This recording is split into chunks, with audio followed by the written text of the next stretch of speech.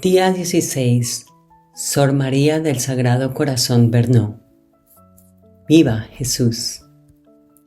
1825 a 1903. Fundadora de la Guardia de Honor del Sagrado Corazón de Jesús. Capítulo 8. Día 16. Pruebas y bendiciones. Cuando un alma es generosa en su amor, Dios se complace en probarla, alimentándola con el pan amargo del sacrificio. En su camino multiplica las ocasiones de sufrimiento, ciertamente, pero también y sobre todo las ocasiones de mérito y de victoria. Sor María del Sagrado Corazón era una de esas almas ávidas de sacrificio porque estaba enteramente abrazada de amor. Mientras la hacía sufrir en su cuerpo y en los afectos de un corazón tan ardiente como delicado, Dios la tocaba también en las profundidades más íntimas de su alma y la hacía subir insensiblemente las pendientes de un duro calvario. Es un hecho innegable que Sor María del Sagrado Corazón recibió, en determinados momentos de su vida, preciosos testimonios de aprecio y benevolencia procedentes de altas personalidades de la Iglesia. Pero también es cierto que pocas personas fueron más contradichas, menospreciadas y dolorosamente humilladas que ella durante los años en que un fuerte viento de oposición pareció desencadenarse contra la obra. Entraba en los designios de la providencia que aquellos íntimos y profundos sufrimientos sirvieran de contrapeso a las abundantes gracias que había recibido. Además, para las almas que Dios llama a seguirlo más de cerca, el triunfo no es muchas veces sino el preludio de la pasión.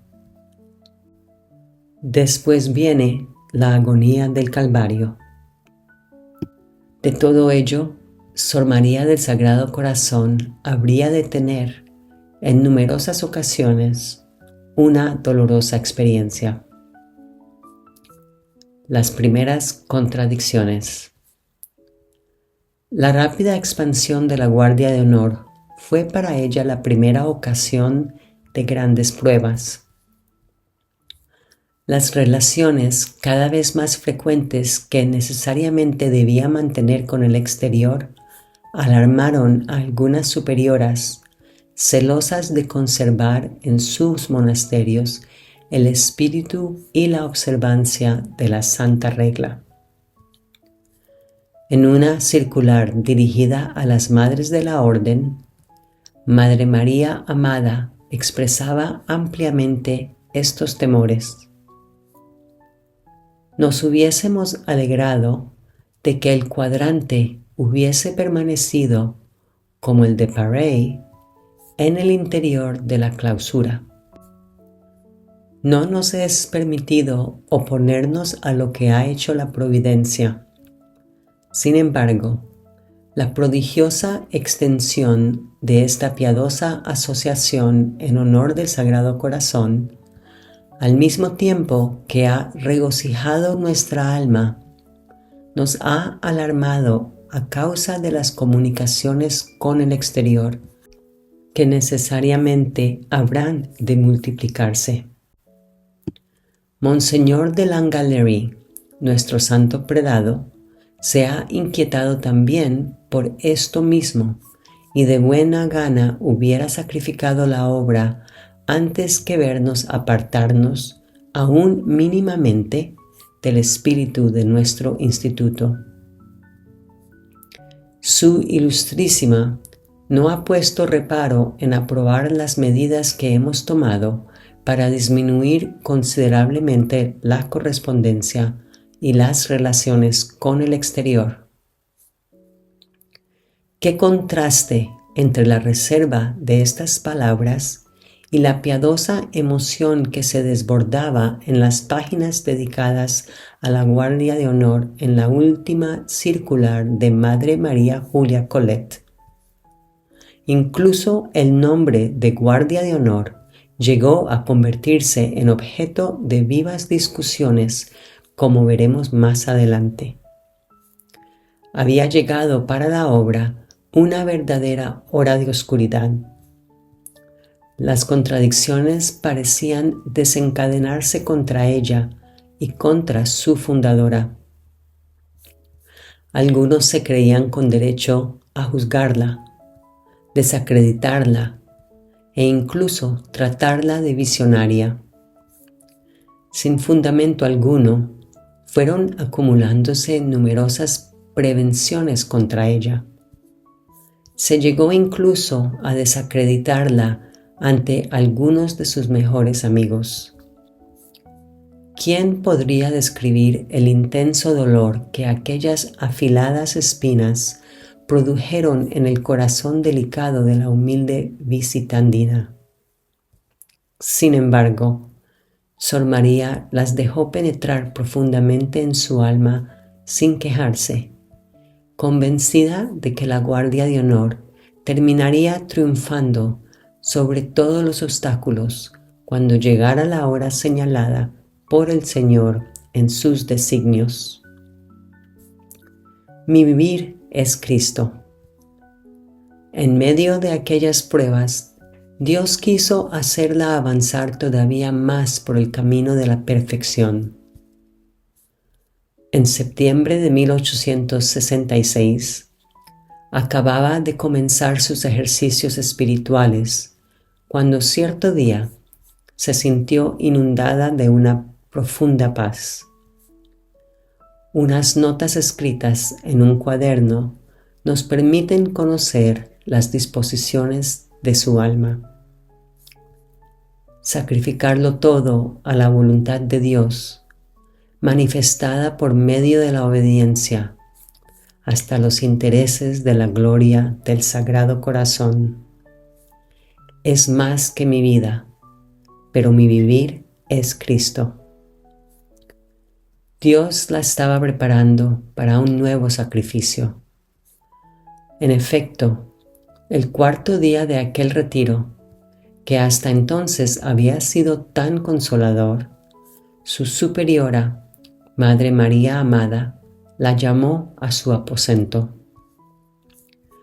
Le manifestó las serias inquietudes que existían acerca de su vida interior y le pidió que se explicara detalladamente ante el reverendo padre que predicaba los ejercicios.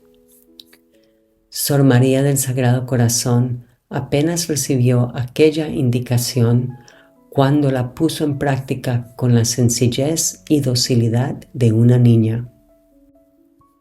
¿Qué ocurrió exactamente durante aquella entrevista? Difícil sería determinarlo. Lo que sabemos es que antes de terminar los ejercicios, Sor María había pronunciado un fiat heroico y doloroso. Hizo el sacrificio completo de la Guardia de Honor, de las almas con quienes mantenía comunicación y hasta de sus disposiciones interiores más íntimas. Pronunció ante el Padre su propio consummatum est. Terminó aquel retiro con el corazón y el alma inundados de un profundo reconocimiento hacia Dios y de gratitud filial hacia el sacerdote que había sido, a su vez, instrumento de las misericordias divinas. Posteriormente conservó correspondencia con él. En cierta ocasión recibió incluso una carta particularmente mortificante, en la cual aquel sacerdote la trataba con extraordinario rigor y parecía no ver en ella sino una pobre imitación de Santa Margarita María Alacoque. 4 páginas estaban escritas en aquel tono. Sor María del Sagrado Corazón guardó aquella carta como si se tratara de una reliquia. Lejos de esconderla, permitió que fuese conocida, de tal manera que prácticamente ninguna de las hermanas ignoraba su contenido. Y escribió: Jesús me humilla ante aquellos a quienes más estimo. Vivo tranquila, sin embargo, pero sola en mi Calvario, sola con las manos y el corazón traspasados, sin ninguna dulzura, sin la menor sombra de consuelo. Puesto que para mí la vida es Cristo, mi vida no debe ser sino, como la suya, una perpetua inmolación. La ofrenda de víctima. Poseída de estos sentimientos, el 24 de junio de 1870, Sor María del Sagrado Corazón realizó lo que ella misma llamó su ofrenda oficial de víctima voluntaria y quiso sellar aquella entrega de una manera extraordinariamente significativa. Firmó con su propia sangre el acto de su total donación a Dios. En él escribió: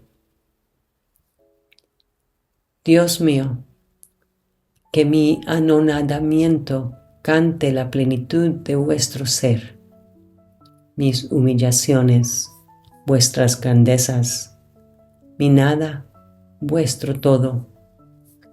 Oh María, Madre del sacerdote, Virgen sacerdotal y víctima, dignaos vos misma ofrecerme a la adorable Trinidad. Educadme para el sacrificio, como habéis educado y alimentado para la inmolación al dulcísimo Cordero de Dios. Con vuestros cuidados maternales, sostenedme en mi carrera de víctima, y con vuestra tierna compasión, acompáñanme en el camino y hasta la cima del Calvario. En fin, inmoladme vos misma para la gloria de Dios, como inmolasteis sobre el altar de la cruz al Hijo de vuestro amor y de vuestros dolores. Dios mío, contemplo, en medio de una alegría serena, las consecuencias de mi sacrificio. Una víctima no se ofrece sino para ser inmolada. Acepto, pues, y bendigo de antemano todas vuestras disposiciones respecto de mí. Me abandono con filial confianza a vuestra paternal providencia y rechazo todas las resistencias que mi naturaleza pudiera oponer a vuestra obra de purificación en mí. ¿Qué eco no debió encontrar en el corazón de Jesús semejante abandono, inspirado por un amor sin límites? ¿Y cuántas gracias no atraería sobre aquella alma que deseaba pertenecerle enteramente? Al leer estas páginas, no puede uno dejar de pensar en aquellas palabras de Monseñor Charles Gay que han sostenido y animado a tantas almas. Aun cuando la iniquidad, creciendo de día en día, obligara a Dios a apartar su mirada de la tierra, sí encontrarse, no obstante, un alma, una sola, verdaderamente unida al sacrificio de Jesucristo, Dios volvería su mirada hacia la tierra, la bendeciría, se complacería en ella y continuaría orando por la salvación de las almas. Sor María del Sagrado Corazón comenzaba así a comprender, cada vez con mayor profundidad, que la fecundidad de la Guardia de Honor no dependería únicamente de sus escritos, de su organización o de su extraordinaria expansión. La obra debía crecer también, y quizás sobre todo, al pie de la cruz, porque para aquella humilde visita andina, amar al Sagrado Corazón significaba no solamente trabajar para hacerlo conocer y amar, significaba también estar dispuesta a ofrecerse con Él, a aceptar la humillación con paz, a permanecer fiel en medio de la contradicción y a repetir, aún en la oscuridad, mi vivir es Cristo.